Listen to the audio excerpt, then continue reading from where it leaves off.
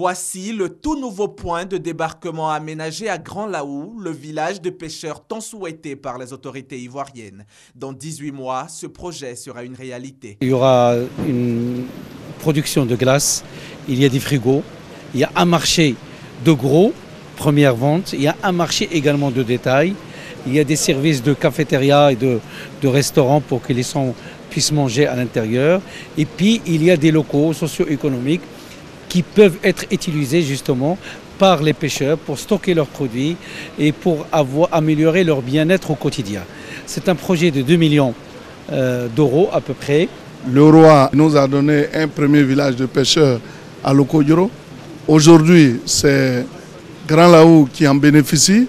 Donc pour nous, c'est une grande joie. Vous avez vu les bâtisses et toute cette armature qui va être mise à la disposition des pêcheurs. C'est un don du Royaume du Maroc et le premier magistrat de la commune de Grand Laou, lui, n'a qu'un mot à la bouche. Merci.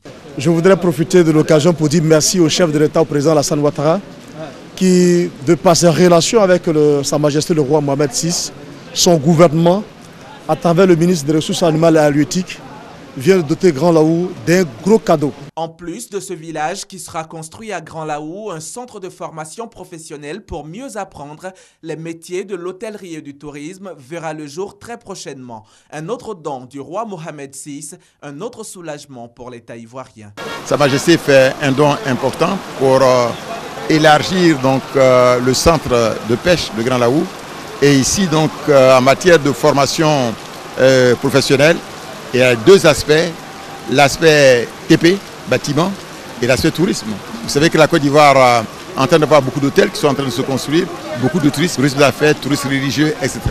Donc on a besoin de former davantage de personnel de qualité pour que le niveau d'entretien des hôtels et de prestation des services soit de haute qualité. Avant de se rendre sur le site du centre de perfectionnement aux techniques industrielles, le roi était au CHU, le centre hospitalier universitaire de Yopougon. Là encore, il a fait parler son cœur. C'est quand même 2 tonnes de médicaments, comprenant des antifongiques, comprenant des antibactériens et comprenant également tous les médicaments nécessaires à la prise en charge des patients atteints du VIH-Sida. Des actions qui témoignent de l'amitié entre le Maroc et la Côte d'Ivoire.